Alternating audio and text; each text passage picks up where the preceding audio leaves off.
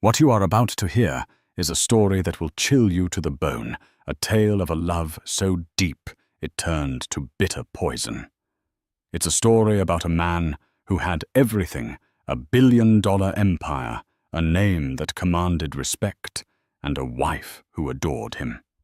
But on one rain-lashed night, he committed an act so cruel, so heartless, that it would defy all belief. He threw his pregnant wife out into the raging storm. But what he didn't know was that fate was watching, and in the seconds that followed, a brutal and swift karma was about to turn his gilded world into a living nightmare. The rain fell in relentless silver sheets against the floor-to-ceiling windows of the penthouse apartment.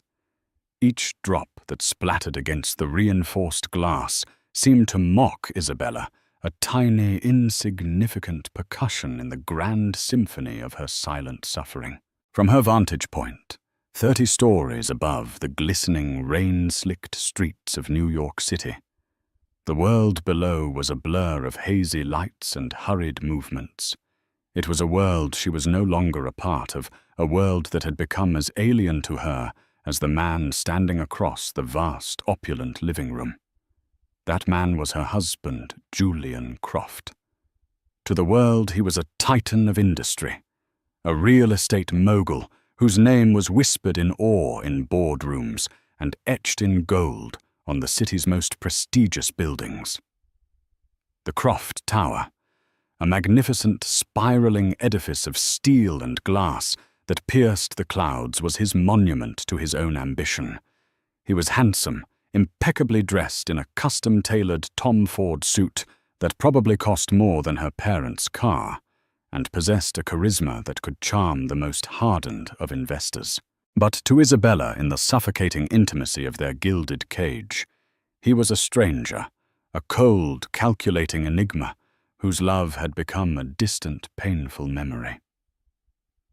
"I don't understand, Julian." Isabella's voice was barely a whisper, a fragile thread of sound in the cavernous room. Her hand rested protectively on her swollen belly, a gesture that had become second nature over the past 7 months.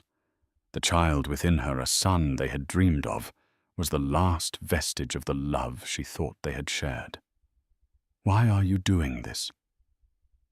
Julian, who had been staring out at the storm with an unnerving stillness, finally turned. His eyes, the color of polished steel, held no warmth, no flicker of the affection he had once showered upon her. They were the eyes of a businessman, appraising a failed investment. "Doing what, Isabella?" he asked, his voice smooth and dangerously calm. "Securing my legacy. Protecting my assets. Ensuring that the Croft name remains untarnished." "Untarnished." She repeated the word, a bitter taste in her mouth. "What are you talking about?" "This is our child, Julian, your son." A humorless smile touched his lips, a fleeting, cruel expression that did not reach his eyes. "Our child," he echoed, taking a deliberate step towards her. The scent of his expensive cologne, a fragrance she had once found intoxicating, now seemed cloying, suffocating. "That's where you're mistaken, my dear. I have my doubts, serious doubts." Isabella's heart constricted in her chest, a physical pain that stole her breath. "Doubts? What doubts? I have never been with anyone but you, Julian. You know that." "Do I?" He was closer now, his towering presence casting a long, menacing shadow over her. "You were a simple girl from a simple family, Isabella, a scholarship student with stars in her eyes. It was all very charming. But let's be honest, the allure of the Croft fortune is a powerful aphrodisiac. How can I be sure this child is mine? How can I be sure you didn't diversify your portfolio, so to speak?" The accusation, so vile, so utterly baseless, struck her with the force of a physical blow. Tears welled in her eyes, hot and stinging. "How can you say that to me?" she sobbed, her voice breaking. "After everything we've been through, after all the love I've given you." "Love," he scoffed, the sound echoing the cold indifference of the storm outside. "You call this love? This cloying, suffocating neediness. You've become a liability, Isabella, a distraction, and I have no room for liabilities in my life." He reached out, and for a fleeting, heart-stopping moment, she thought he was going to comfort her. Instead, his hand closed around her arm, his grip surprisingly strong, almost brutal. He began to pull her towards the grand, ornate doors of the penthouse. "What are you doing?" she cried, struggling against his hold. Panic, cold and sharp, pierced through her shock. "Julian, please, you're hurting me." "I'm cleansing my life," he said, his voice as cold and hard as the marble floor beneath their feet. "I'm excising the rot before it spreads. The prenuptial agreement you so foolishly signed without reading the fine print is quite clear, Isabella. In the event of infidelity, you leave with nothing. And since I have reason to believe you have been unfaithful, well, you can connect the dots." "But I haven't been unfaithful," she shrieked, her voice raw with desperation. "This is insane. You have no proof." "I don't need proof," he said, his voice dropping to a menacing whisper. "I'm Julian Croft. My belief is proof enough." He reached the door, and with a flick of his wrist unlocked it. The wind howled through the opening, carrying with it the cold, biting rain. The sounds of the city, a cacophony of sirens and blaring horns, rushed in a stark contrast to the deathly silence of the apartment. "Get out," he said, his voice devoid of any emotion. "Julian." "No," she pleaded, her nails digging into his arm. "Please think about the baby. Our son. It's pouring. I have nowhere to go." "That is no longer my concern," he said, and with a shove, he pushed her out into the hallway. She stumbled, her swollen belly making her clumsy, and fell to her knees on the cold, hard floor. The door to the penthouse, her home, the place where she had dreamed of raising her child, clicked shut with an air of finality that echoed the shutting of a tomb. For a long moment, Isabella could only kneel there, the cold of the marble seeping into her clothes, the sound of her own ragged sobs lost in the roar of the storm. The man she had loved, the man she had married, had just thrown her out like a piece of trash, pregnant, penniless, and alone in the heart of a merciless city. Just as the first wave of despair threatened to consume her, she heard a sound from within the apartment. It was not the sound of Julian's footsteps or the clinking of a glass as he poured himself a celebratory drink. It was a sound that made the hair on her arms stand on end. A loud, guttural cry of pain. It was Julian's voice, but it was a sound she had never heard him make before, a sound of pure, unadulterated agony. It was followed by a heavy thud, the sound of a large body hitting the floor. Then silence. A silence that was somehow more terrifying than the storm raging outside. For a heart-stopping second, Isabella was frozen. Should she bang on the door, scream for help? Or should she run, flee from the man who had just shattered her life? But then a new sound reached her ears, a faint, almost imperceptible beeping. It was coming from inside the penthouse, a rhythmic, insistent beeping that was getting faster and faster. And with a dawning, chilling horror, Isabella realized what it was.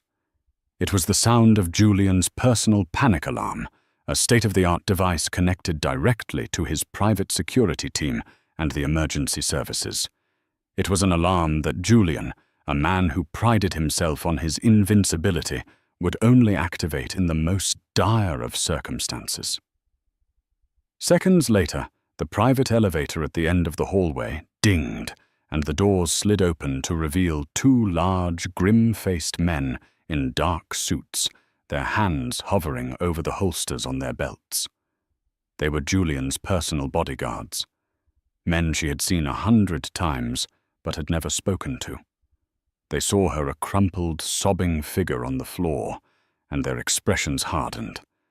But their attention was immediately drawn to the silent, imposing door of the penthouse. They exchanged a look, a silent communication that spoke of years of training and shared experience. One of them a mountain of a man with a shaved head and a scar that snaked across his cheek, spoke into a device on his wrist.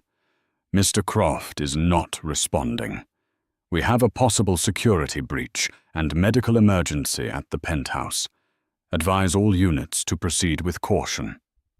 Then they turned their attention back to Isabella.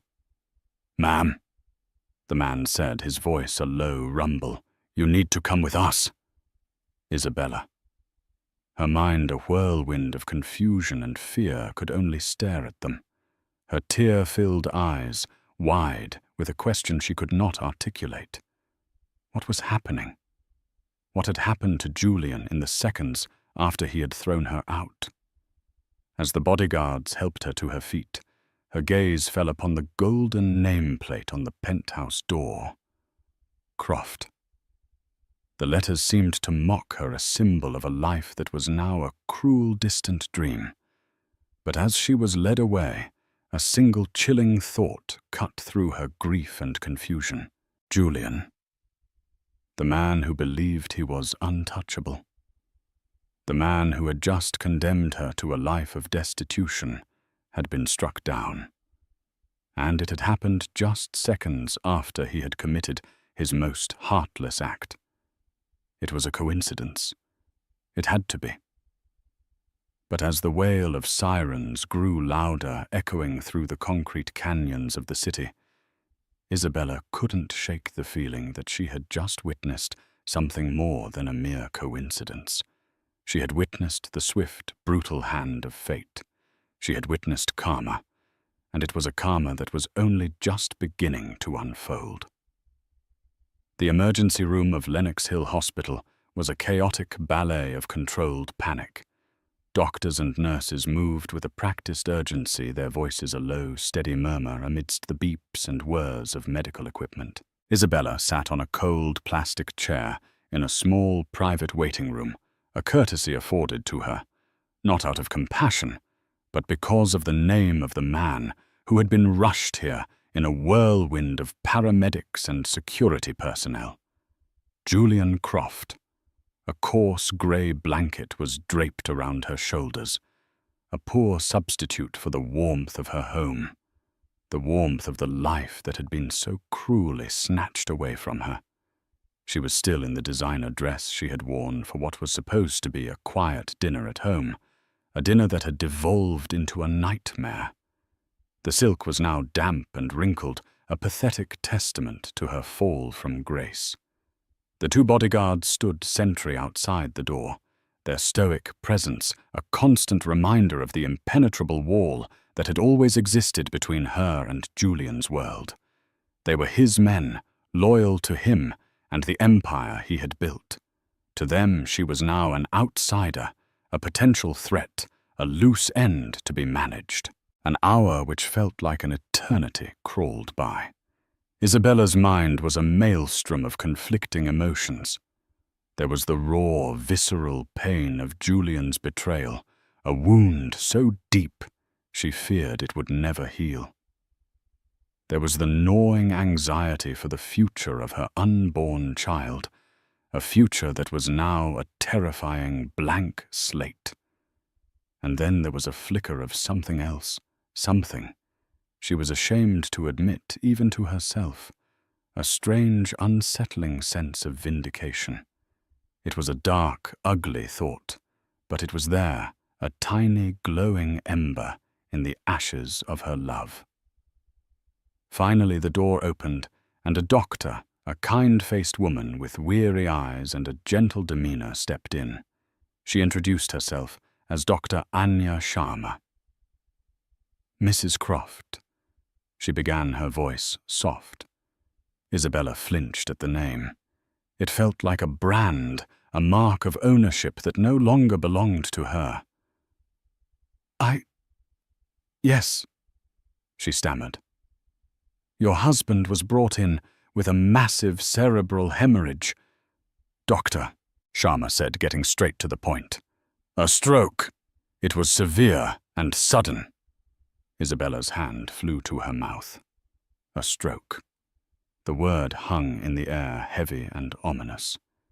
We've managed to stabilize him for now, the doctor continued. But he's in a critical condition. He's in a medically induced coma to reduce the swelling in his brain. The next 48 hours will be crucial. A coma. The image of Julian, so vibrant, so full of arrogant life, now lying still and silent in a hospital bed, was almost impossible to conjure. Will he be okay? Isabella asked, her voice trembling. Dr. Sharma's expression was guarded. It's too early to say for certain. The damage to the brain is extensive. Even if he does wake up, there's a high probability of significant long-term effects. Aphasia, which is the inability to speak or understand language. Paralysis. Severe cognitive impairment. The doctor's words painted a grim, terrifying picture. The Julian Croft the world knew, the brilliant, ruthless tycoon, could be gone forever, replaced by a shell of a man trapped within his own mind. Can I see him? Isabella asked, a strange compulsion driving her. She needed to see him, to see for herself the reality of what had happened. Dr. Sharma hesitated. Given the circumstances and your condition, she glanced at Isabella's belly. I'm not sure it's advisable. It could be very distressing. I need to see him, Isabella insisted, a newfound strength in her voice. The doctor studied her for a long moment, then nodded.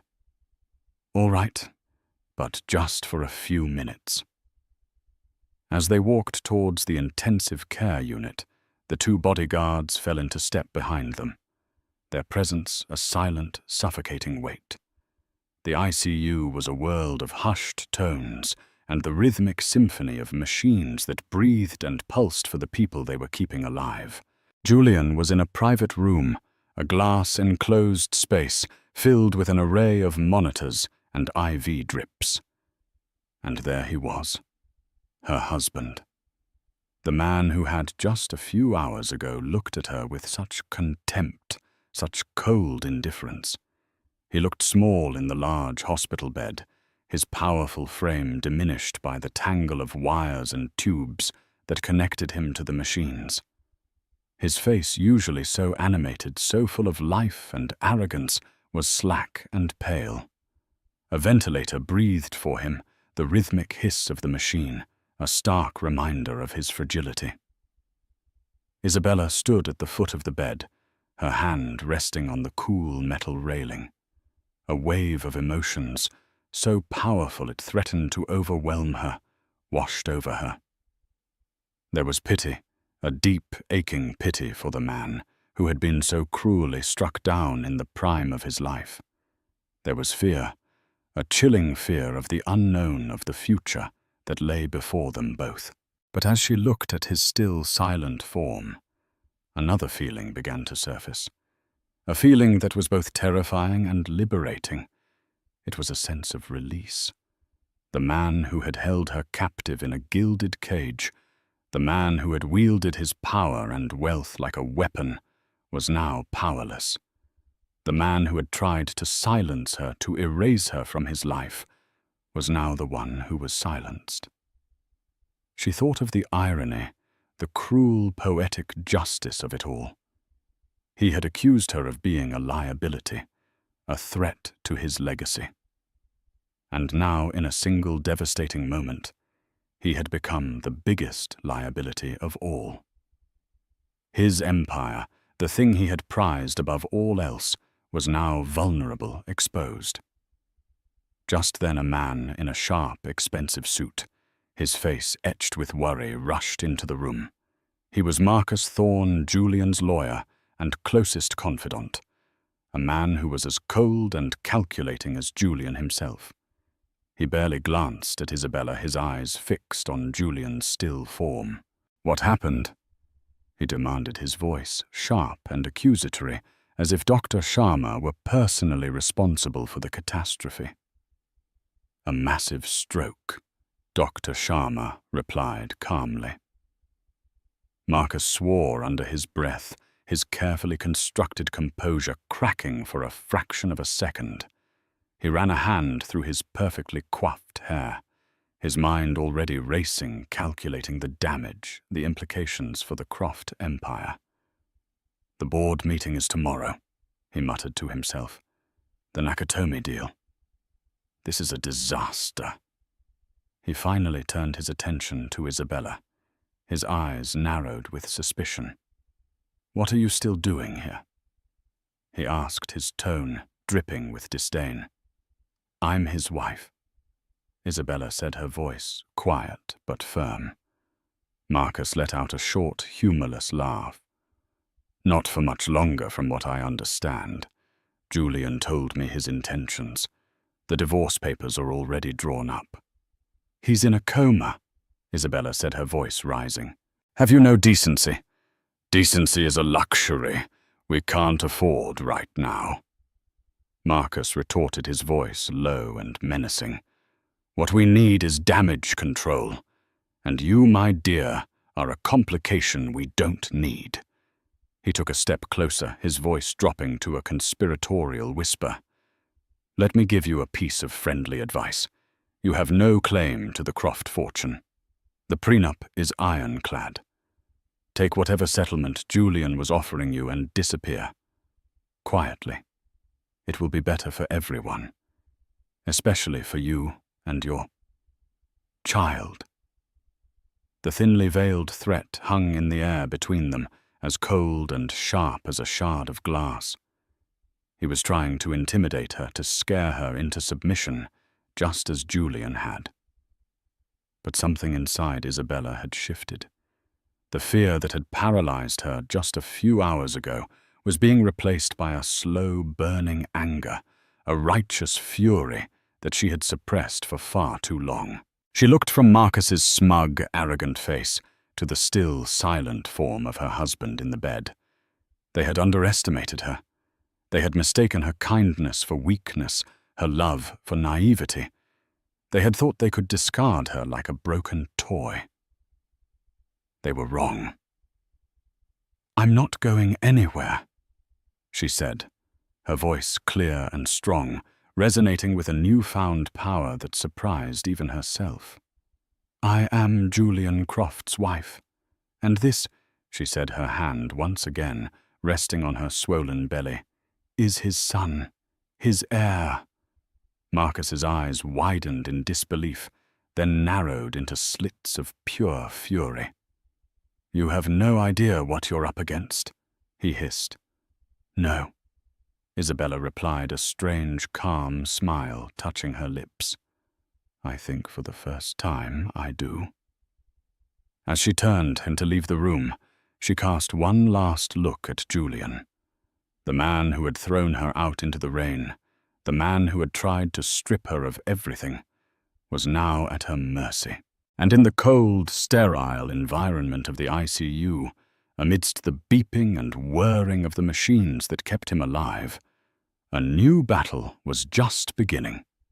It was a battle for control, a battle for legacy, a battle for the future of the Croft Empire. And Isabella, the discarded wife, was about to become its most unlikely and formidable warrior. The days that followed were a blur of hushed conversations, legal jargon, and the constant unnerving presence of men in dark suits. Julian remained in his coma, a silent, breathing monument to his own hubris. The world he had so meticulously built, the empire that had been his life's obsession, was now in a state of suspended animation, waiting for its king to awaken, or for a new ruler to ascend the throne. and in a move that sent shockwaves through the hallowed halls of Croft Enterprises, Isabella, the woman they had all dismissed as a pretty, naive socialite, made her first move, armed with a power of attorney. She had, in a moment of foresight she couldn't quite explain, insisted Julian sign a year ago, during a particularly nasty bout of influenza. She walked into the emergency board meeting that Marcus Thorne had so desperately tried to postpone. The boardroom, located on the top floor of the Croft Tower, was a temple of corporate power. A long, polished mahogany table reflected the grim faces of the board members, a collection of old-money patriarchs and ruthless corporate raiders who had been hand-picked by Julian for their loyalty and their killer instincts. They were the sharks of the financial world, and they could smell blood in the water. When Isabella walked in, a stunned silence fell over the room. She was not the weeping, hysterical woman they had expected. She was dressed in a simple but elegant black dress, her hair pulled back in a severe bun, her face pale but resolute. Her pregnancy, once a symbol of her vulnerability, now seemed to give her an aura of strength, of fierce maternal power. Marcus Thorne, who was standing at the head of the table, his face a mask of controlled fury, was the first to speak. "Isabella," he said, his voice dripping with condescension, "this is a private meeting. I think you've lost your way." Isabella didn't flinch. She walked calmly to the head of the table, to the chair that had always been Julian's, and placed a leather-bound folder on the polished surface. "On the contrary, Marcus," she said, her voice clear and steady, "I am exactly where I need to be." She looked at the faces around the table, meeting each of their gazes with a cool, unwavering stare. "As you all know, my husband Julian Croft is currently indisposed, and while we all pray for his speedy recovery, the business of Croft Enterprises cannot grind to a halt." She opened the folder and slid a document across the table towards Marcus. "This," she said, "is a durable power of attorney legally executed by my husband, granting me full authority over his personal and business affairs in the event of his incapacitation. It has been verified by my legal counsel this morning." Marcus snatched the document, his eyes scanning the page with a frantic intensity. The color drained from his face. He knew the document was legitimate. He had been there when Julian had signed it, had dismissed it as a sentimental, meaningless gesture, a fatal mistake. "This is outrageous!" One of the board members, a portly man with a florid face, sputtered. "You're a housewife. What do you know about running a multi-billion-dollar corporation?" Isabella turned her cool gaze on him. "I know that my husband's legacy is at stake," she said, her voice ringing with an authority that surprised them all. "And I know that some of you—" She let her gaze sweep across the room. "See this as an opportunity to carve up his empire for your own personal gain. But let me be very clear. That will not happen on my watch."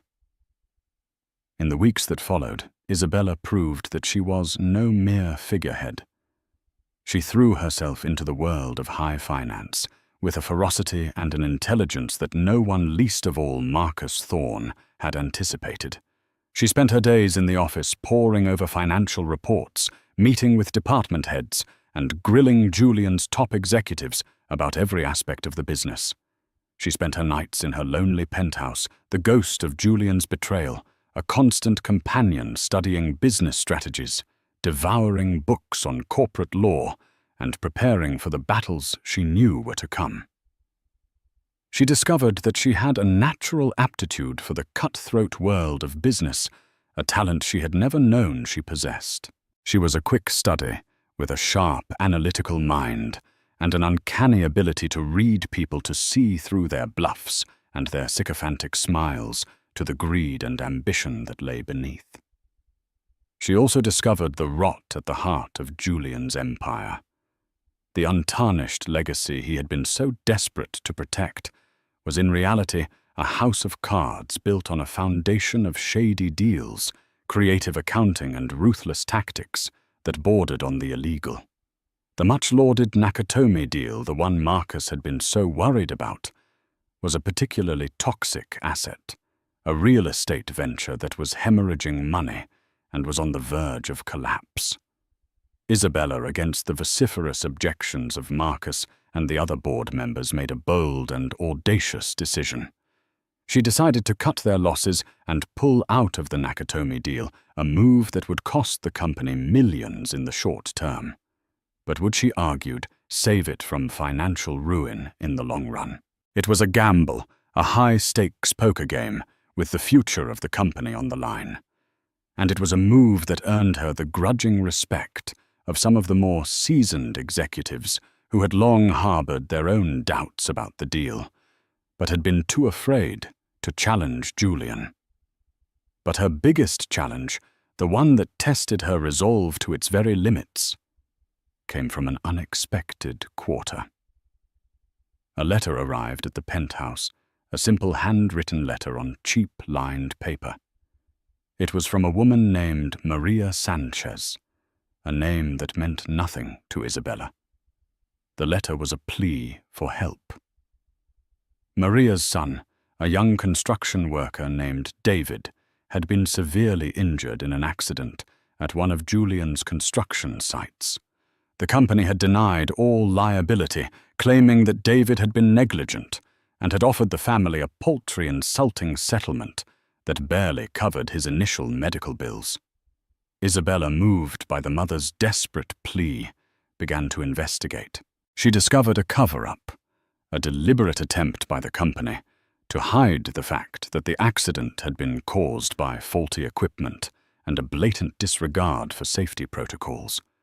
She found a trail of internal memos, hushed-up reports, and intimidated witnesses. And at the center of it all was Marcus Thorne, who had personally orchestrated the cover-up to protect the company's reputation and its bottom line. The discovery filled Isabella with a cold, righteous anger. This was the true face of the Croft Empire, the ugly, brutal reality behind the glamorous facade. This was the legacy Julian had been so desperate to protect, a legacy built on the broken bodies of innocent people. Armed with this new, damning evidence, Isabella confronted Marcus in his office. She laid out the proof of his deception, the trail of lies and corruption that led directly to his door. Marcus, for the first time since she had known him, looked genuinely afraid. "You can't prove any of this," he blustered, but his voice lacked its usual conviction. "Can't I?" Isabella replied, her voice as cold as ice. "I have sworn affidavits from 2 other workers who witnessed the accident. I have the maintenance records for the faulty equipment. And I have a mother who is willing to testify to tell the world what Croft Enterprises did to her son." She leaned across his desk, her eyes boring into his. "You have 2 choices, Marcus. You can either approve a full and fair compensation package for the Sanchez family, a package that will cover all of David's medical expenses, his lost wages, and his pain and suffering, and you will tender your resignation from this company, effective immediately. Or I can hand this file over to the district attorney's office, and we can let a grand jury decide your fate." Marcus stared at her, his face a mixture of hatred and grudging admiration. He was trapped, and he knew it. He had been outmaneuvered, outplayed by the woman he had so foolishly underestimated. He chose to resign. The ousting of Marcus Thorne sent a clear and unequivocal message to the rest of the company. There was a new order at Croft Enterprises. The old days of ruthlessness and corruption were over. A new era of accountability and integrity was about to begin. As Isabella stood in her husband's office, the city lights twinkling below, she felt a sense of triumph, a sense of power she had never known before. She had faced down the sharks, she had cleansed the company of its most toxic elements, and she had begun to forge a new legacy, a legacy she could be proud of. But her victory was bittersweet. She was still alone in the vast, empty penthouse, the silence of her life a constant reminder of the love she had lost. And in the hospital, Julian still slept oblivious to the world that was changing so dramatically around him. One evening, as she was leaving the office, her phone rang. It was Dr. Sharma. "Isabella." The doctor's voice was gentle but firm. "I think you should come to the hospital. There's been a change." Isabella's heart leaped into her throat. "Is he?" "He's waking up," Dr. Sharma said. "Julian is waking up." The drive to the hospital was the longest of Isabella's life. 1,000 questions, 1,000 fears, 1,000 hopes warred within her. What would she find when she got there? Would he be the same man who had thrown her out into the rain? Would he remember what he had done, or would he be a stranger, a broken man with no memory of his past life? When she arrived at the ICU, she found Dr. Sharma waiting for her. "He's been drifting in and out of consciousness for the past few hours," the doctor explained in a low voice. "He's agitated, confused. That's to be expected. We've reduced the sedatives, but his brain is still healing. It's going to be a long road." Isabella took a deep breath and pushed open the door to Julian's room. The rhythmic hissing of the ventilator was gone. He was breathing on his own. His eyes were open, but they were unfocused, darting around the room with a look of bewildered terror. He saw her, and for a fleeting moment, a flicker of recognition of something akin to relief crossed his face. "Bella," he whispered, his voice a hoarse, raspy shadow of its former self. Tears sprang to Isabella's eyes. He knew her. He remembered her. "I'm here, Julian," she said, her voice choked with emotion. She moved closer to the bed, her hand reaching for his. But as her fingers brushed against his expression changed. The flicker of recognition was replaced by a look of pure, unadulterated hatred. His eyes, the color of cold, hard steel, narrowed into slits. "You!" he snarled the word, a venomous hiss. "What are you doing here?" Isabella recoiled as if she had been struck. "Julian, Get out!" He roared, his voice surprisingly strong. He tried to sit up, his body trembling with a furious energy. "Get away from me, you witch! You did this to me!" Dr. Sharma rushed to his side, trying to calm him. "Mr. Croft, please. You need to relax. You've been very ill." But Julian was beyond reason. His eyes were wild, his face contorted in a mask of rage. He pointed a trembling finger at Isabella. "She did this!" he screamed, his voice echoing through the quiet corridors of the ICU. "She poisoned me! She tried to kill me! She wants my money! Get her out of here, security!" 2 nurses rushed into the room, their faces etched with alarm. Dr. Sharma gave Isabella an apologetic, sorrowful look. "I think it's best if you leave," she said gently. "He's not himself. It's the brain injury. It can cause personality changes, paranoia, delusions."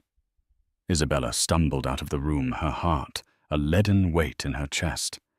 She had thought that his awakening would be the end of her nightmare, but it was only the beginning of a new, more terrifying one. The man she had once loved, the father of her unborn child, now looked at her with the eyes of a stranger who believed she was his mortal enemy. The days that followed were a living hell. Julian's recovery was slow and arduous. The stroke had left him with significant physical and cognitive impairments. His right side was partially paralyzed, forcing him to rely on a wheelchair. His speech was slurred, his thoughts fragmented. But the one thing that remained terrifyingly intact was his hatred for Isabella. He refused to see her flying into a rage whenever she tried to enter his room. He accused her of all manner of conspiracies, of trying to steal his company, of plotting to have him declared mentally incompetent so she could take control of his fortune. He told anyone who would listen. His doctors, his nurses, the few remaining loyalists from his old guard, that Isabella was a monster, a black widow who had lured him into her web and then tried to destroy him. Isabella was devastated. She had hoped that in time his memory would return, that he would remember the love they had once shared. But as the weeks turned into a month, it became clear that the Julian she had known was gone forever, replaced by this bitter, paranoid shell of a man. And then the unthinkable happened. Julian, with the help of a new, ruthless legal team, filed a lawsuit against her. He was contesting the power of attorney, claiming that he had been coerced into signing it. He was suing for divorce on the grounds of adultery and attempted murder. And in the most cruel and devastating blow of all, he was suing for sole custody of their unborn child, claiming that Isabella was an unfit mother, a danger to her own son.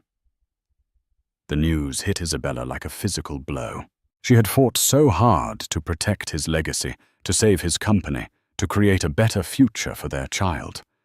And now he was using that very legacy, the power and wealth of the Croft Empire, to destroy her. The media, which had been following the saga of the fallen tycoon with a morbid fascination, went into a frenzy. The headlines were brutal sensationalist, millionaire's wife in shocking murder plot. Black widow's bid for Croft fortune. Pregnant socialite's web of deceit.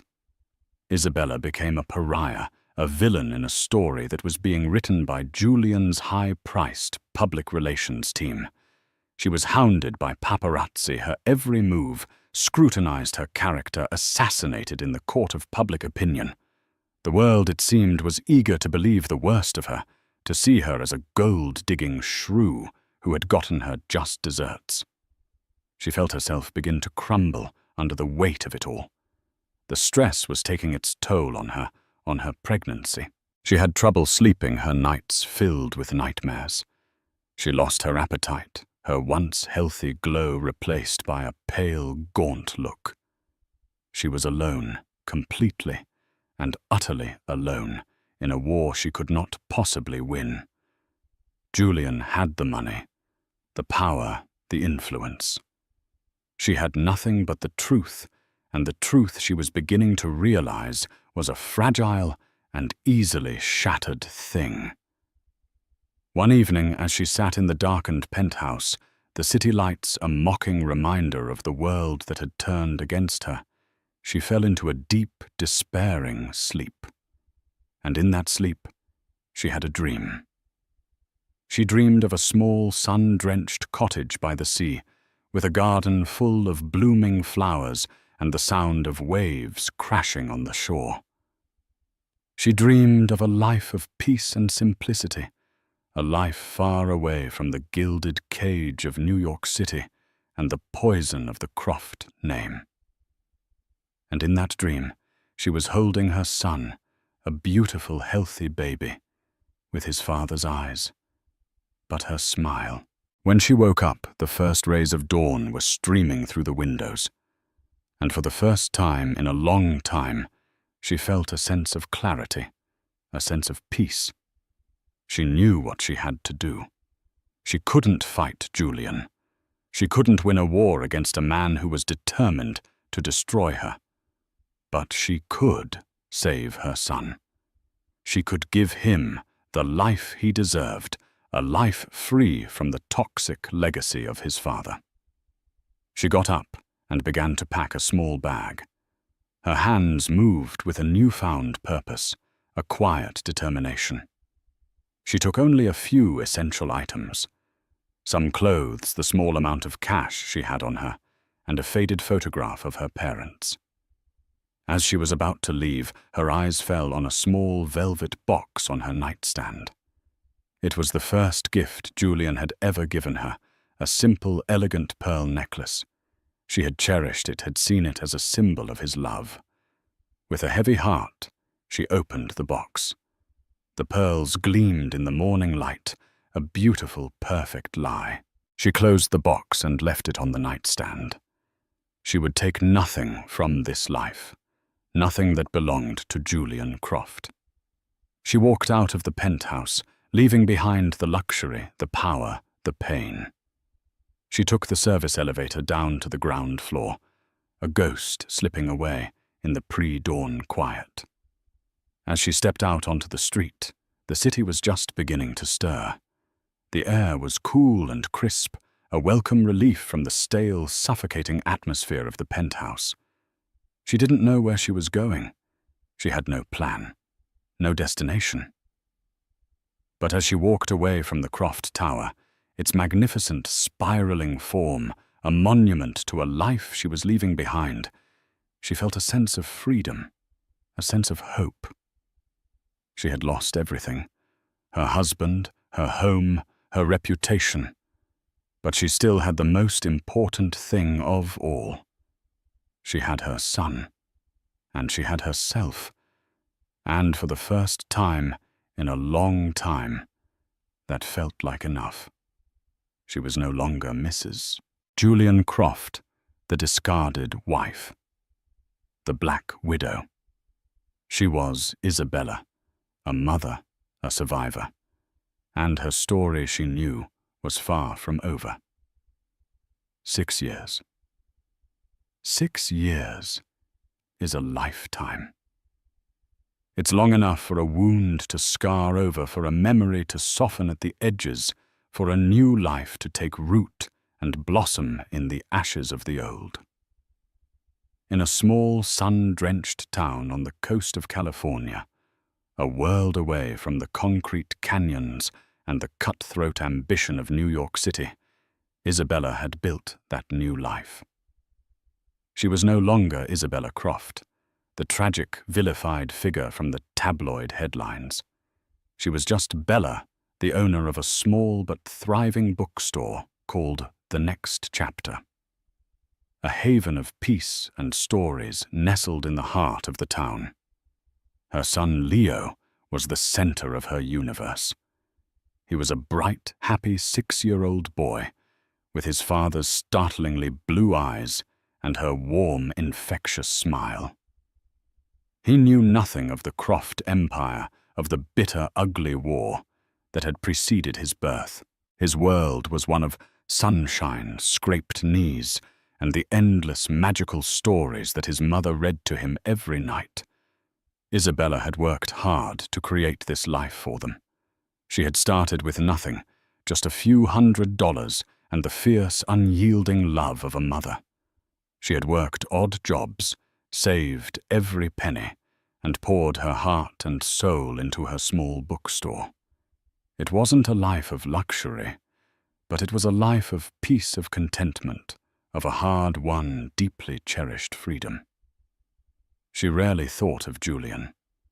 The pain of his betrayal had faded, replaced by a quiet, resigned sorrow for the man he had become. She had followed the news of his life from a distance in fleeting, morbidly curious glances at the headlines in the supermarket checkout line. He had eventually been released from the hospital, a shadow of his former self. He had won his divorce, his lawsuit, his Pyrrhic victory. He remained the head of Croft Enterprises, but the company was no longer the titan it had once been. Its reputation had been tarnished, its stock price had plummeted. The magic, it seemed, had gone out of the Croft name. Isabella had made peace with the past. She had forgiven Julian, not for his sake, but for hers. Forgiveness, she had learned, was the only way to truly be free. And then one sunny Tuesday afternoon, the past came walking through the door of her bookstore. He was a tall man, impeccably dressed in a dark suit that seemed out of place in the laid-back bohemian atmosphere of the town. He was older, his hair streaked with grey, his face lined with a weariness that seemed to go bone deep. But there was no mistaking him. It was Marcus Thorne. Isabella's heart leaped into her throat. For a moment she was frozen, the book she had been shelving slipping from her nerveless fingers. Marcus's eyes scanned the cozy sunlit bookstore, then settled on her. There was no hostility in his gaze, no trace of the arrogant, ruthless man she had once known. There was only a profound, almost unbearable sadness. "Isabella," he said, his voice quiet, almost hesitant. "Marcus?" she replied, her voice barely a whisper. "What are you doing here? I needed to see you," he said, taking a tentative step forward. "There's something you need to know. Something I should have told you a long time ago." Leo, who had been playing quietly in a corner with a stack of picture books, looked up at the sound of the strange man's voice. He got to his feet and walked over to his mother, his small hand slipping into hers. Marcus's eyes fell on the boy, and a look of profound, heart-wrenching regret crossed his face. "He has his father's eyes," he said softly. "What do you want, Marcus?" Isabella asked, her voice stronger now, her protective instincts kicking in. "I've left the company," he said, his gaze returning to her. "I couldn't be a part of it anymore. Not after everything." He took a deep breath as if steeling himself for a painful confession. "What happened to Julian? The stroke. It wasn't karma, Isabella. It wasn't a random act of fate." Isabella stared at him, a cold dread creeping up her spine. "What are you talking about?" "There was a reason Julian was so paranoid, so obsessed with protecting his legacy," Marcus said, his voice dropping to a conspiratorial whisper. "He had a genetic condition, a congenital weakness in the blood vessels of his brain, an aneurysm. His father had it, his grandfather before him. It was a time bomb waiting to go off." Isabella's mind reeled. An aneurysm, a genetic condition. It was all a lie. The accusations of infidelity, the doubts about Leo's paternity, it was all a desperate, twisted attempt to push her away, to protect her from the inevitable. "He knew," she whispered, the pieces of the puzzle falling into place with a sickening thud. "He knew he was sick." Marcus nodded, his eyes filled with a weary sorrow. He'd known for years. The doctors had warned him. They told him to avoid stress, to change his lifestyle. But he was Julian Croft. He thought he was invincible. He thought he could outrun his own DNA. "He didn't want you to be there when it happened." Marcus continued, his voice thick with a mixture of pity and guilt. "He didn't want you or the baby to be tied to a broken, dying man. He was trying to protect you in his own twisted, cruel way. He thought that if he made you hate him, it would be easier for you to leave, to build a new life." The bookstore, which had always been Isabella's sanctuary, suddenly felt like it was closing in on her. The truth, the terrible, devastating truth, was more cruel than any lie Julian could have invented. He hadn't been a monster. He had been a man in a cage, a man fighting a battle he knew he was destined to lose. And she had hated him for it. She had built a new life on the foundation of that hatred. "Why are you telling me this now?" she asked, her voice trembling. "Because he's dying, Isabella." Marcus said the words hanging in the air like a death sentence. The stroke was just the beginning.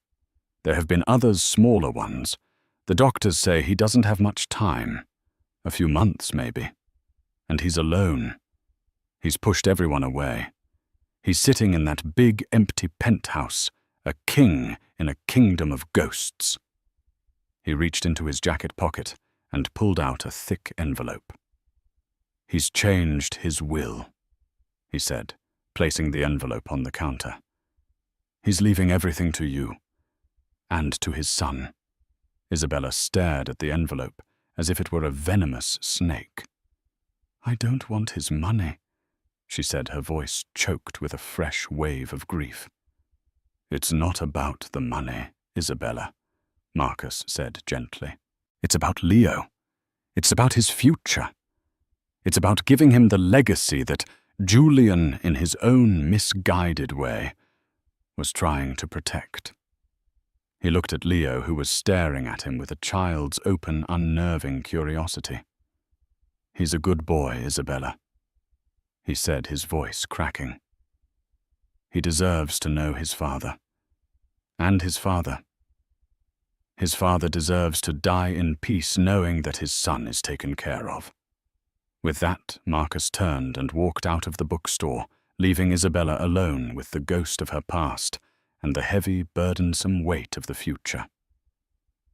That night, after she had put Leo to bed, Isabella sat in the quiet darkness of her living room, the unopened envelope lying on the table in front of her. She thought of Julian alone in his penthouse, a dying king in a gilded cage. She thought of the love they had once shared, a love that had been twisted and broken by fear and pride. And she knew with a certainty that went bone deep that she had to go back, not for the money, not for the legacy, but for the man who was the father of her child. She had to go back to give him the one thing that his money could not buy: forgiveness, and perhaps in the end to find a little of it for herself. She had to go back and write the final chapter of their story, a chapter not of bitterness and betrayal, but of compassion, of grace, of a love that was strong enough to transcend even the deepest of wounds. The next chapter of her life, she realized, was not here in this small, peaceful town. It was back in the city she had fled in the heart of the storm she had thought she had escaped. And this time, she would not be a victim.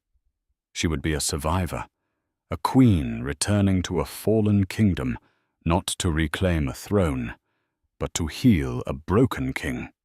The story of Isabella and Julian is a harrowing journey of love, betrayal, and the devastating consequences of pride. It's a stark reminder that fortunes can be built on foundations of sand, and that the storms of life can wash away the most gilded of empires in the blink of an eye.